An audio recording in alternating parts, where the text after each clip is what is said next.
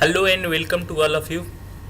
आज हम friends British काल में जितने भी रेगुलेशन चार्टर और एक्ट पास हुए हैं उन सभी के बारे में एक एक करके डिस्कस करेंगे।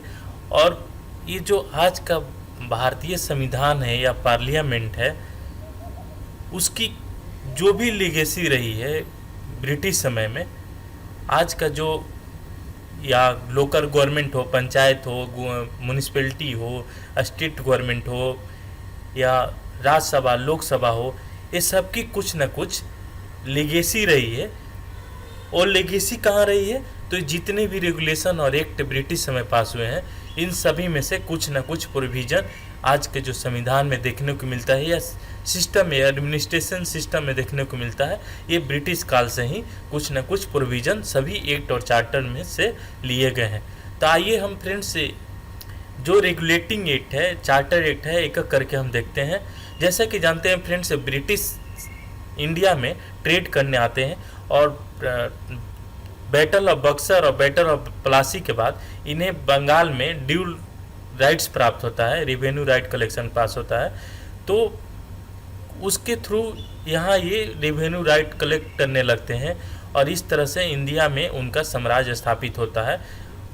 जिसके बाद वो बहुत सारे करप्शन करने लगते हैं, कंपनी घाटे में जाती है और यहाँ जो एक्सपेंशनिस्ट पॉलिसी रहती है ब्रिटिश का, हमेशा एक दूसरे राज्य पर आक्रमण करके उसे अपने टेरिटरी में शामिल करना, प्रिंसिपल स्टेट को शामिल करना, अपने जो राजा महाराजा का अपना स्टेट हुआ करते थे उसको प्रिंसली स्टेट जो होते थे उसको ब्रिटिश टेरिटरी में शामिल करना भी ये ब्रिटिश का पॉलिसी रहती थी। जिसके कारण इनको हमेशा खर्च और जो भी सैनिक पर खर्च वहन झेलना पड़ता था ये इनके ईस्ट इंडिया कंपनी से जाती थी। इस तरह से करप्शन से जो दीवानी राइट प्राप्त हुई, करप्शन और जो वार से इनके बहुत सारे रेवेन्यू खत्म हो गए और जिसके कारण इन्हें ब्रिटिश पार्लियामेंट में लोन के लिए, डेब्ट के लिए, कर्ज के लिए अप्लाई करना पड़ता है। तो वहाँ एक ब्रिटिश पार्लियामेंट एक शर्त पर लोन देती है कि हम तभी आपको लोन अप्रूव करेंगे, ब्रिटिश पार्लियामेंट कि जब अप्रूव करेगी जब आप हमारी रूल और रेगुलेशन को ईस्ट इंडिया कंपनी फॉलो करेगी। इस तरह से ब्रिटिश का एक रेगुलेटिंग एक्ट 1773 में पास होता है और उसके तहत governor general of Bengal Warren Hasting बनाए जाते हैं। और आइए हम उसके रीजन देखते हैं कि जो 73 जो एक्ट है उसके मूल रीजन क्या थे। जैसा कि मैंने बताया कि टेरिटोरियल एक्सपेंशन करती थी ब्रिटिश से, जैसे मैसूर को लिया, बर्मा को लिया, अफगान को लिया, बंगाल को जुत हरा कर लिया, वापस लिया, अवध को लिया। तो इस तरह से टेरिटोरियल एक्सपेंशन होती थी। फिर से जो रेवेन्यू राइट प्राप्त हुआ, करप्शन करने लगती थी, जो सर्वेंट से कंपनी के वो करप्शन करने लगे और जो कोई अथॉरिटी नहीं थी इनके पास, कोई lack of proper judicial administration नहीं था जो जुडिशियली कर सके, जो गलत कर रहे हैं, जो करप्शन कर रहे हैं उन पर कोई सजा का प्रावधान हो। ये जो फाइनेंशियल कंडीशन थी कंपनी का वो बहुत डिट्रोएट कर गई, बहुत ख़राब स्थिति में पहुंच गई थी। कंपनी डेप्ट में यहाँ सरवाइव करने की मुश्किल हो गया था कंपनी को, ईस्ट इंडिया कंपनी को इंडिया में। उसके बाद जो हैदर अली के साथ मैसूर में युद्ध होता है, उसके डिफीट होता है कंपनी का, तो बहुत सारा खर्च होता है, बहुत सारे सैनिक मारे जाते हैं। इस तरह से वो हार झेल नहीं पाती है। उसके बाद जो बंगाल में फेमाइन होता है और उसके बाद जिस तरह से कंपनी फेमाइन से गुजरती है, बहुत ज़्यादा आरोप लगते हैं कंपनी के ऊपर, बहुत सारे देश में विरोध प्रकट होते हैं। उसके तहत कंपनी अपना लोन अप्लाई करती है कि हमें यहाँ सरकार, यहाँ जो रेवेन्यू राइट प्राप्त करने वो भी हम हाथ से छीन जाएगा अगर ब्रिटिश गवर्नमेंट हमें मदद नहीं करती है। उसी के तहत एक रेगुलेटिंग एक्ट पास होता है।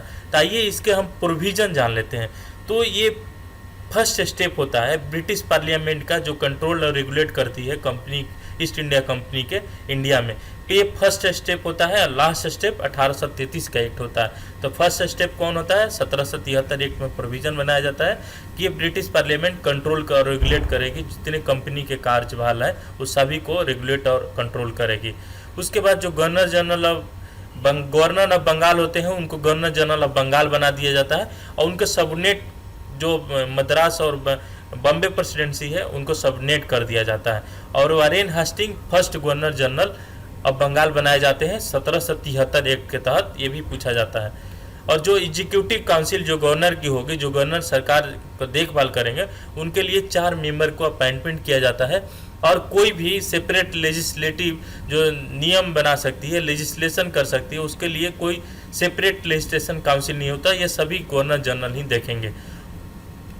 और उसके तहत 1773 एक्ट के तहत ही बंगाल में कलकत्ता फोर्ट विलियम में एक सुप्रीम कोर्ट की स्थापना की जाती है 1774 में। 1773 एक्ट के तहत 1774 में स्थापना की जाती है।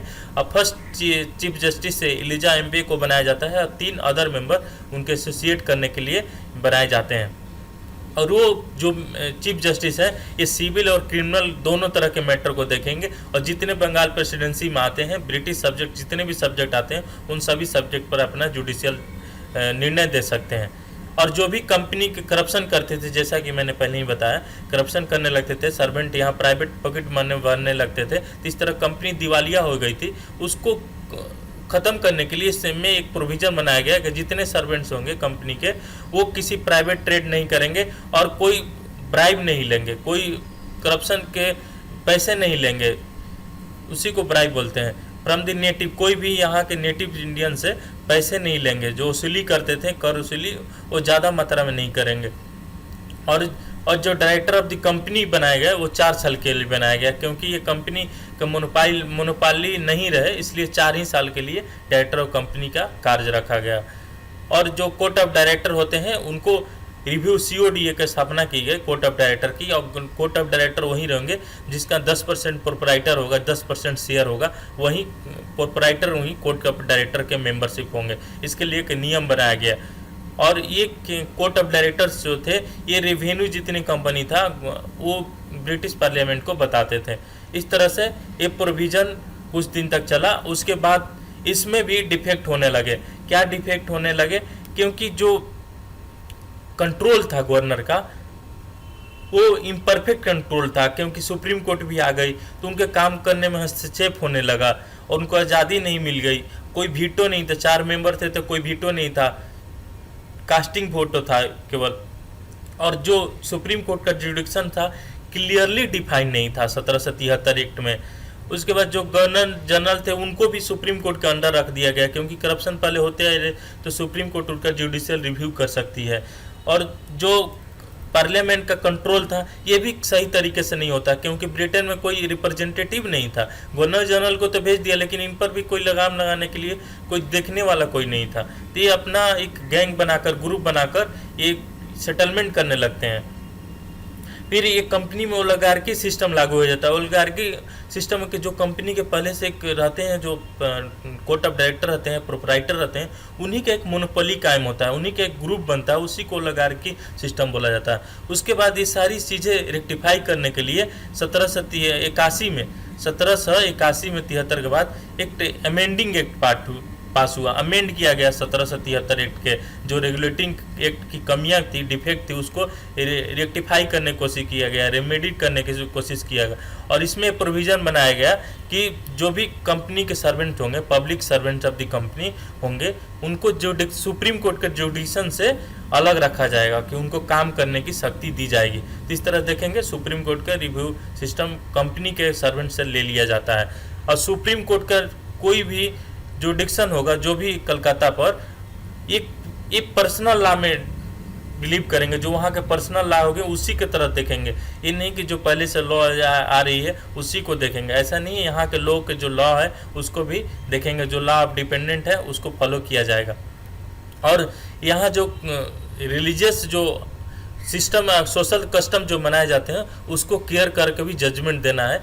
जिस तरह से नंद कुमार का केस हुआ था, अवध की महारानी को तंग किया गया, तो उसको सब देख कर चलना है। और जो भी रूल रेगुलेशन बनाना है ये सब सारी चीज़ों को देख कर ही रेगुलेशन और रूल बनाना है।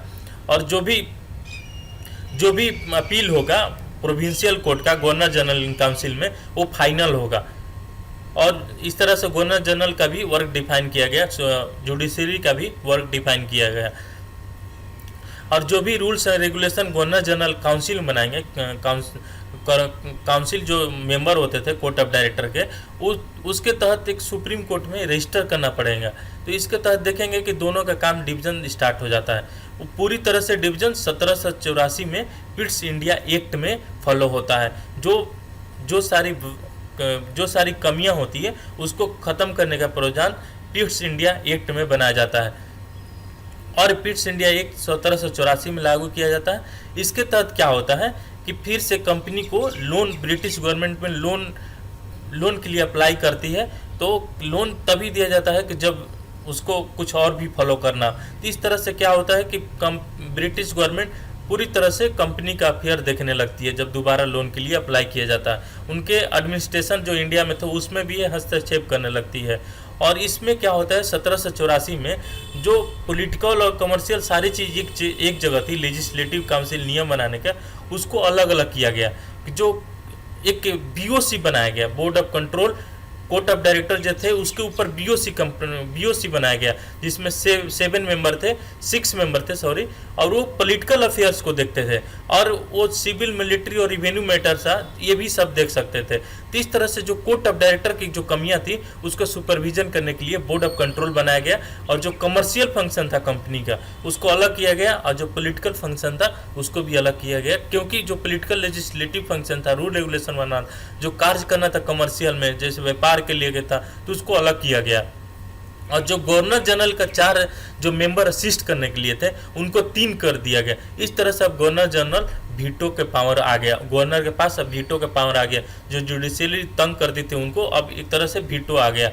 उसके बाद जो भी इंडियन अफेयर्स का होगा, जो भी इंडियन अफेयर्स का मैटर होगा वो डायरेक्ट कंट्रोल के अंदर आ गया गवर्नमेंट, ब्रिटिश गवर्नमेंट का, क्योंकि 1784 में बोलती है कि हम पूरा कंट्रोल करेंगे कंपनी पर, तभी आपको ये चीज़ लोन हम प्रोवाइड करेंगे।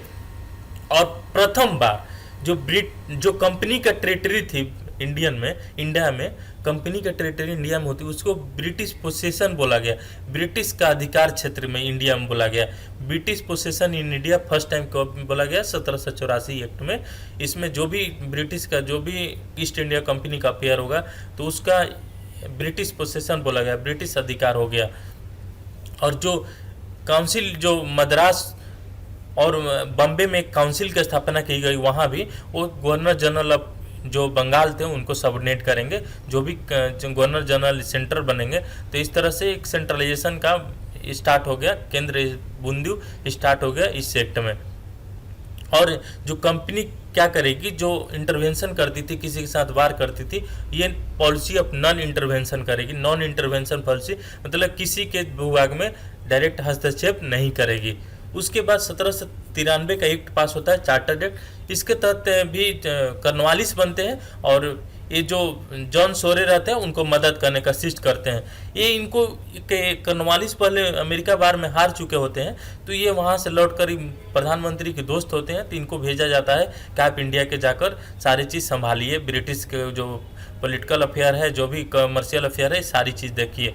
तो ये क्या इनको आता है कि जब हम यहीं आते हैं तो ये ब्रिटिश के प्राइम मिनिस्टर के दोस्त रहते हैं, तो ये काउंसिल को पूरा अपने तरीके से देखने लगते हैं।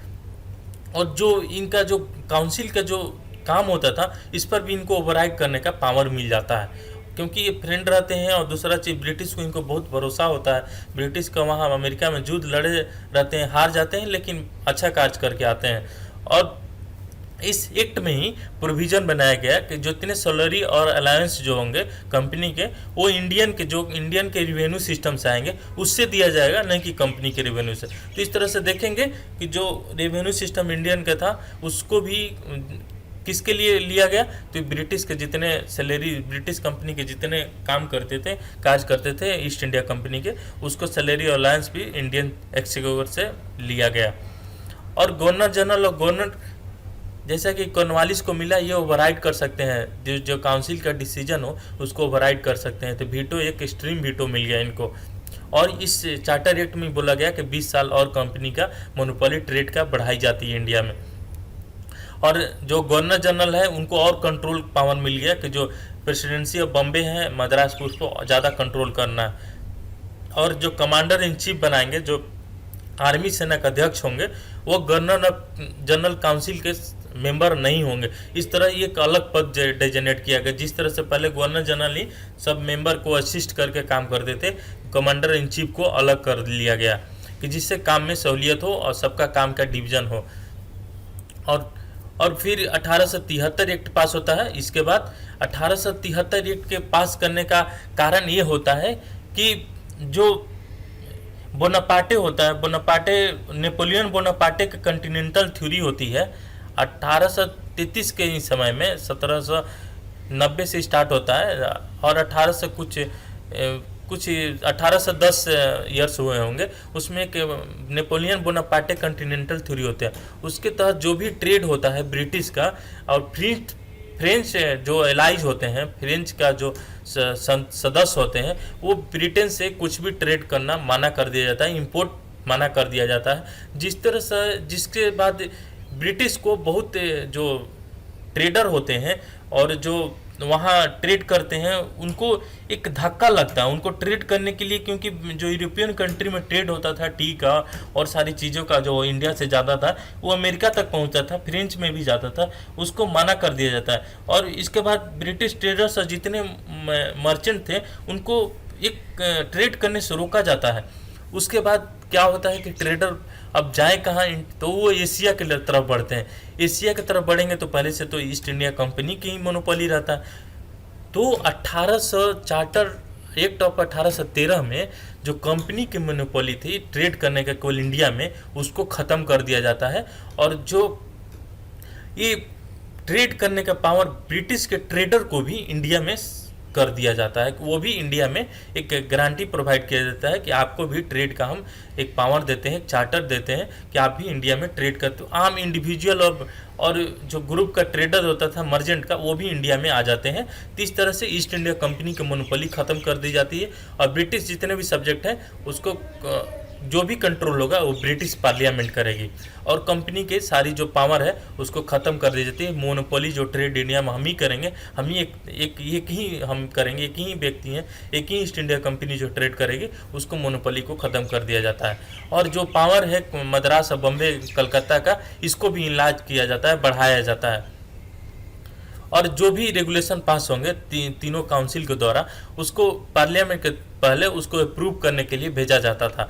और जो भी ब्रिटिश का जो भी एम्पायर होगा इंडिया में, उसको क्राउन के हैंड्स में होगा। तो इस तरह से सुपरमेसी ऑफ ब्रिटिश क्राउन का भी यहाँ हस्तक्षेप होने लगता है। पहले ब्रिटिश पार्लियामेंट की होती है, उसके बाद क्राउन का भी हस्तक्षेप, जो महारानी होती है, महाराजा होते हैं, उनका भी, ब्रिटिश महाराजा का भी हस्तक्षेप इस कंपनी में होने लगता है, उनका भी इंटरेस्ट यहाँ होने लगता है। इस तरह से इस कंपनी का जो मोनोपोली वो ख़त्म कर दिया जाता है। लेकिन जो चाइना के साथ व्यापार था और टी का जो व्यापार था उसको रिमेन सिक्योर्ड रखा जाता है, उसको ओपन रहता है ईस्ट इंडिया कंपनी।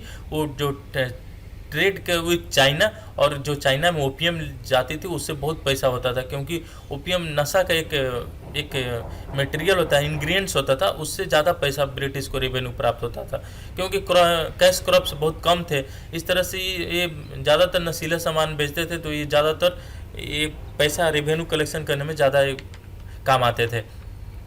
और उसके बाद जो चाय का होता था व्यापार, ये भी यूरोपियन कंट्री में जाता था चाइना के थ्रू होकर। तो ये चाइना और ट्री का व्यापार को सिक्योर किया गया, बाकी मोनोपोली को, जो कंपनी का मोनोपोली था, उसको टर्मिनेट कर दिया गया। और British traders are allowed to trade with India, क्योंकि जो बोनापार्टे की, जो नेपोलियन बोनापार्टे के कॉन्टिनेंटल सिस्टम था यूरोप में, उसके तहत import of goods French allies in Europe मना किया गया था उनको कि नहीं लेना है, इनसे व्यापार नहीं करना है, उनसे आपको सामान नहीं लेना है। और क्रिश्चियन मशीनरी पहली बार इंडिया में इंटर कर दिया गया। क्रिश्चियन मशीनरी मतलब इंडिया को भी, मतलब जो रिलीजियस बैकग्राउंड चेंज करने की कोशिश की जा रही है। तो इसी एक्ट, चार्टर एक्ट के द्वारा जो हस्तक्षेप किया जा रहा है हिंदू लॉज और मुस्लिम लॉज में, क्रिश्चियन मिशनरी का भी अलाउ किया जा रहा है। और इस तरह से ये पहला बार क्रिश्चियन मिशनरी इंडिया में भी आ जाते हैं रिलीजियस ट्रांसफॉर्म के लिए। और इसी एक चार्टर एक्ट के तहत 1 लाख रुपया भी शिक्षा पर दिया जाता है। बट 1 लाख रुपया पर ड्रॉबैक ये रहता है कि ये शिक्षा का जो माध्यम बनाया जाता है, डाउनवर्ड फिल्ट्रेशन थ्योरी अप्लाई की जाती है, कुछ ही लोगों के लिए रहता है, वो भी डिफाइन नहीं रहता किसको शिक्षा दी जाएगी। और जो विलियम जोन्स शिक्षा के लिए स्थापना करते हैं, संस्कृत कॉलेज स्थापना करते हैं डंकन के द्वारा, तो एशियाटिक सोसाइटी विलियम जोन्स करते हैं। तो ये पहले से भी शिक्षा पर ध्यान देने लगती है ब्रिटिश, क्योंकि उनका यहाँ टेरिटरी का अपना एक्सपेंशन करने में यहाँ के लोगों का भी शिक्षित होना जरूरी होता है, क्योंकि वहाँ लैंग्वेज प्रॉब्लम होती है। लेकिन जो लैंग्वेज है शिक्षा को बढ़ाने के लिए, वो डिफाइन नहीं किया गया कौन से लैंग्वेज में शिक्षा देंगे, वेस्टर्न में देंगे या वेर्नाकुलर। इस तरह से ओरिएंटलिस्ट और वेस्टर्न एजुकेशन को लेकर विवाद बढ़ने लगा उस समय। ये भी इस समय का एक कारण बनता है, और शिक्षा पर ज़्यादा फोकस नहीं हो पाता है, और ज़्यादा ये खर्च भी नहीं कर पाते हैं, और कोई फाइनेंशियल प्रोविज़न भी बनाया गया किस एक्ट के द्वारा कि जो भी इंडियन लिटरेचर है पहले से जो साहित्य हैं, इंडो ईरानियन जो ग्रीक सिस्टम थी, पर्सियन का इफेक्ट था, अरबियन कल्चर थी, या हिंदूज का जो कल्चर था जो मौर्य गुप्ता के सब पीरियड से होती हुई आ रही थी, उसको रिवाइवल करने की कोशिश की जा रही है, और साइंस का भी प्रमोशन किया जाता है 1813 एक्ट के द्वारा। तो आप याद कैसे करें, क्रिश्चियन मिशनरी और traders are allowed to India, और जो 1 लाख रुपया दे रहा है शिक्षा के बढ़ावा के लिए, और कंपनी का मोनोपोली खत्म कर दिया जाता है, क्योंकि नेपोलियन के बोनापार्टे थ्योरी से उनको ट्रेड में धक्का लगता है, यूरोपियन व्यापार खत्म हो जाता है, इसलिए इंडिया में और एशिया में इंटर करने के लिए ये पासेज प्रोवाइड किए जाते हैं। और चाइना और टी का व्यापार केवल ईस्ट इंडिया कंपनी को रिमेंड सेक्योर्ड कर दिया जाता है, और जो बॉम्बे मद्रास का जो पावर है उसको बढ़ाया जाता है, और ब्रिटिश पार्लियामेंट का कंट्रोल हो जाएगा। क्राउन का सुप्रीमेसी यहाँ पहली बार इंटर कर दिया जाता है। उसके बाद 1833 से एक लैंडमार्क एक्ट आता है इंडिया के लिए। क्योंकि इसके जो प्रोविजन है वो इंडिया को एक तरह से पार्टिसिपेशन देने के लिए, इंडिया को भी ब्रिटिश सॉवरेनिटी में शामिल करने के, ब्रिटिश कार्यशैली में शामिल होने के लिए एक प्रावधान क्रिएट करता है। और इस चार्टर एक्ट के तहत ही भारत के governor general, first governor general Lord William Bentinck बनाए जाते हैं। ये पहले से मद्रास और बंगाल के गवर्नर होते हैं, लेकिन बाद में इनको प्रमोट करके गवर्नर जनरल ऑफ इंडिया बनाया जाता है। उसके बाद इसी एक्ट के द्वारा जो 1774 में सेंट्रलाइजेशन का, ब्रिटिश पावर के जो ईस्ट इंडिया कंपनी के थ्रू सेंट्रलाइजेशन का स्टार्ट हुआ था, फर्स्ट स्टेप था, तो ये फाइनल स्टेप होता है सेंट्रलाइजेशन। इसी तरह से ये कंपनी पूरा से सेंट्रलाइज हो जाती है, एक हाथ में आ जाती है गवर्नर जनरल के लॉर्ड विलियम बेंटिंग के। और ये बहुत ही लिबरल, बहुत ही उदारवादी, बहुत ही मतलब इंडिया के प्रति सोचने वाले रहते हैं। इनको बोला जाता है कि इंडिया का सब्जेक्ट इनका बहुत अच्छा रहता है, जो राजा राम मोहन राय से दोस्ती रहता है, सती का अबॉलिशन करते हैं, इन्फेंटाइज को रोकते हैं, फीमेल इन्फेंटाइज रोकते हैं, जो पहले से जो बुराइयां होती है उसको दूर करने की कोशिश करते हैं, सती को रोक देते हैं, प्रिवेंशन ऑफ सती के एक्ट लाते हैं 1829 में। और इस तरह से ये बहुत मतलब इंडिया को उद्धार करने की कोशिश कर देते हैं। और इस एक्ट में ही पावर दिया गया कि जो भी एडमिनिस्ट्रेशन और फाइनेंशियल होंगे ये सेंट्रलाइज पावर हो गए गवर्नर ऑफ जनरल काउंसिल। इस तरह से देखेंगे जो एडमिनिस्ट्रेशन और फाइनेंशियल पावर दिया गया तो गवर्नर की शक्ति बहुत ज़्यादा हो जाती है, क्योंकि एक तरह से रेवेन्यू मिलने लगता है, और ऊपर से पावर जो एडमिनिस्ट्रेशन शक्ति चलानी रहती है उसको शक्ति मिल जाता है। लेकिन कंपनी के मोनोपोली पूरी तरह से खत्म, जब सेंट्रलाइज हो जाएगा तो फिर कंपनी क्या करेगी, जब वहाँ ब्रिटिश का क्राउन का यहाँ रूल हो जाएगा तो इसका कंपनी का कोई रोल नहीं हो जाता है। इसको एक जो कंपनी का ट्रेड मोनोपोली थी, टी और चाइना, ये भी खत्म कर दिया। मोनोपोली तो खत्म 13 में ही कर दिया गया, लेकिन चाइना के साथ जो ट्रेड था और टी का जो ट्रेड था उसको भी 1833 के एक्ट के द्वारा खत्म कर दिया जाता। इनको एक पावर और दिया जाता है कि जो 3 मेंबर जो 1784 में बनाए जाते हैं, 4 से 3 जो वीटो पावर दिया जाता था 93 में जो कर्नवालिस को मिला था, उसके तहत इनका चौथा मेंबर एक लॉ मेंबर इनको असिस्ट करने के लिए, मदद करने के लिए एग्जीक्यूटिव काउंसिल में 1833 एक्ट में प्रोवाइड किए जाते हैं। और जो भी सिलेक्शन का प्रोसेस था स्टेट सर्विस में या जो कंपनी की सर्विस, उस पर ये जो जो पार्शियलिटी होता था कि जो यूरोपियन के मेंबर, यूरोपियन जो नेटिव होंगे उनको ही सदस्य बनाया जाएगा। लेकिन इस तरह से पहली बार कास्ट, क्रीड और सेक्स के नाम को दूर करते हैं और इंडियन को भी ये कहते हैं कि सिलेक्शन में इंडियन का भी मदद लिया जा सकता है, क्योंकि उनका कोई दोष नहीं है, उनका कोई इम्पर्शियलिटी नहीं होना चाहिए इंडियन लोग के साथ, क्योंकि हम लोग तो उनके ही स्टेट में एक शासन कर रहे हैं, एक राज चला रहे हैं, तो इस तरह से इंडियन का भी पार्टिसिपेशन जरूरी हो जाता है। तो आप सोच सकते हैं कितने लिबरल थे, कितने मतलब अच्छे थे कि इंडियन को भी शामिल करने लगते हैं। और लॉर्ड मैक्लो ही लॉ मेंबर अध्यक्ष बनाए जाते हैं और उसके तहत एक कमीशन बनता है। उनको कमीशन को क्या करना होता है, जो भी लॉज होंगे इंडियन लॉज उसको कोडिफाई करो, जो हिंदू लॉज चले आते हैं, मुस्लिम लॉज, उसको कोडिफाई करो, कंसोलिडेट करो और इम्प्रूव करो। और ये इस एक्ट के द्वारा सर्विस ओपन कर दिया गया कंपनी में, कोई भी किसी भी जाति का हो या प्लेस ऑफ बर्थ हो, कलर हो, रिलीजन हो, सबको ये ओपन कर दिया गया। और एक सेंट्रल लेजिस्लेशन का दौर स्टार्ट हो जाता है। जो इंडिया में सेंट्रलाइजेशन का दौर होता है, इसके थ्रू ही एक के थ्रू ही प्रोविजन बनाया जाता है। सेंट्रलाइज लेजिस्लेशन का केंद्रीय जो पार्लियामेंट का रूप होता है, इसके थ्रू एक इंडिया में कायम हो जाता है। और जो लेजिस्लेटिव पावर मद्रास और बॉम्बे को दिया जाता है, उसको ख़त्म कर दिया जाता है और एक सेंटर में बना दिया जाता है। और एक इसके तहत ही लॉर्ड बेंटिक के द्वारा नॉर्थ वेस्ट प्रोविंस का भी निर्माण किया जाता है। जो 3 प्रोविंस हुआ करते थे, अब 4 प्रोविंस होंगे, जो आगरा और वेस्टर्न अवध होंगे। पश्चिमी जो अवध के भाग थे उसको मिलाकर नॉर्थ वेस्टर्न प्रोविंस बना दिया जाता है। और इस एक्ट के द्वारा ही जो ईस्ट इंडिया कंपनी की जो कमर्शियल बॉडी थी, अब एडमिनिस्ट्रेटिव बॉडी हो जाएगी। तो इस तरह से पूरा कंपनी पर कंट्रोल 1833 में लॉर्ड विलियम बेंटिक के द्वारा पूरी तरह से गवर्नर जनरल जो बनते, पूरी तरह से कंपनी पर कंट्रोल स्टार्ट हो जाता है। और जो टी और ट्रेड विद चाइना था, ओपीएम का खेती, ओपीएम का ट्रेड होता था, उसको भी 1833 एक्ट के द्वारा ख़त्म कर दिया जाता है। उसके बाद 1853 एक्ट पास किया जाता है, जब सेंट्रलाइजेशन हो जाता है पावर का।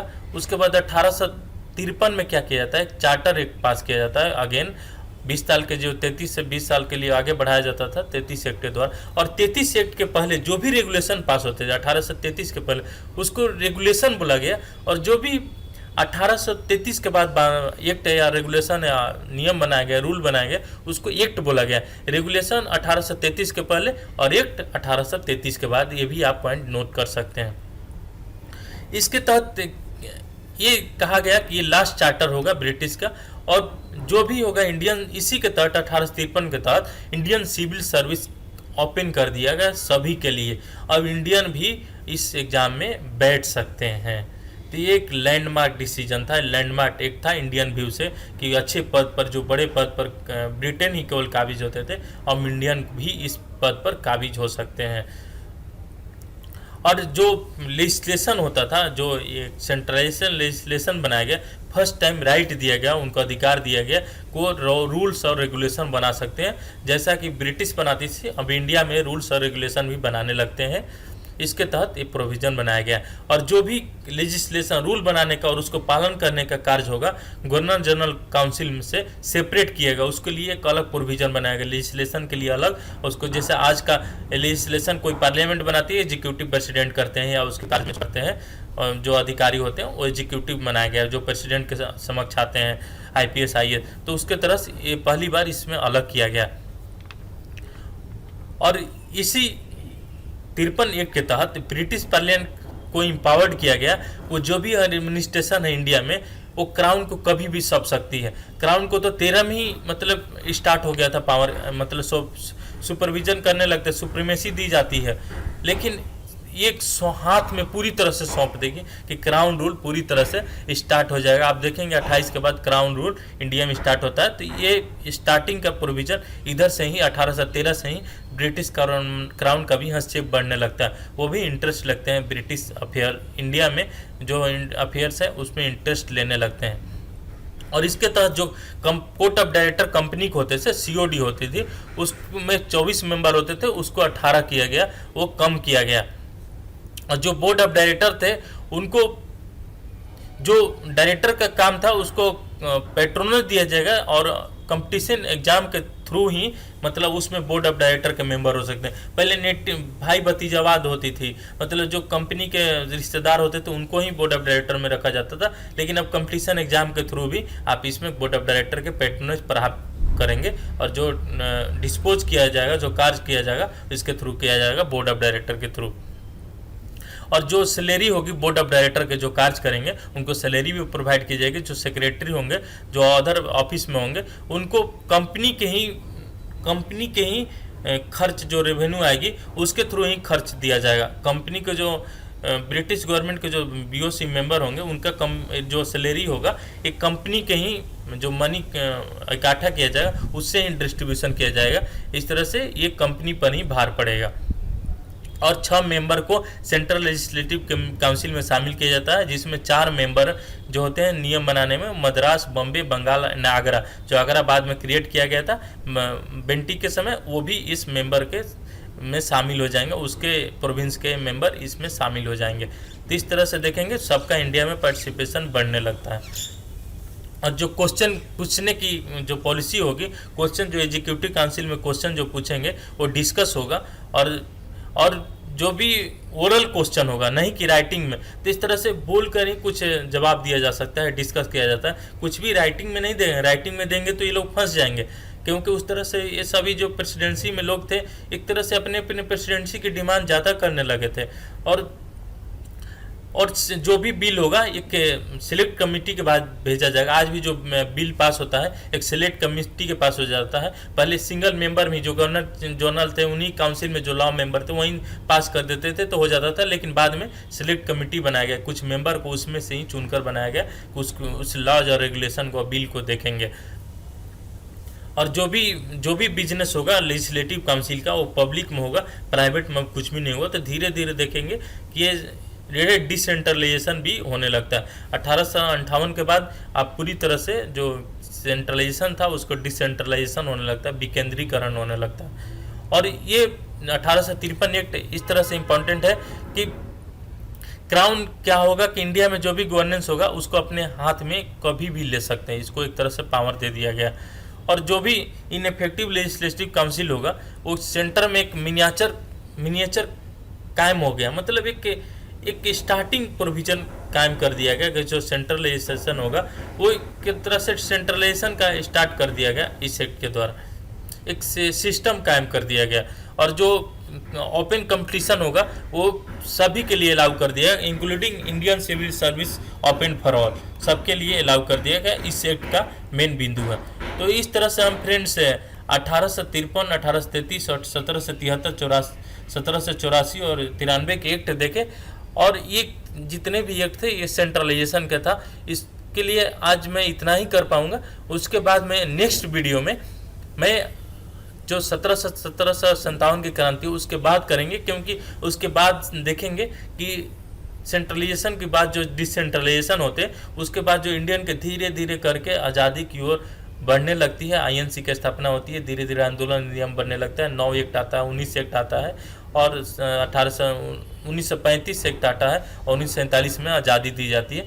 इस तरह से हम देखेंगे कि ये जो 1774 से 33 तक सेंट्रलाइजेशन हुआ फाइनल स्टेप, और 53 में इंडियन को भी पार्टिसिपेशन मिलता है। और 1857 के बाद जो 1858 एक्ट पास होता है वो लैंडमार्क एक्ट पास होता है और उसको गुड गवर्नेंस एक्ट भी बोला जाता है। उस सभी पॉइंट हम नेक्स्ट वीडियो में, अलग वीडियो में डिस्कस करेंगे, क्योंकि आप इसको अलग प्रोविजन से याद कर सकते हैं। एक तरह से याद करने में आपको समझने में सहूलियत होगी। इस तरह से आप जितने वीडियो बनाए उसको आप रिवीजन करने में भी आपको सहूलियत होगी।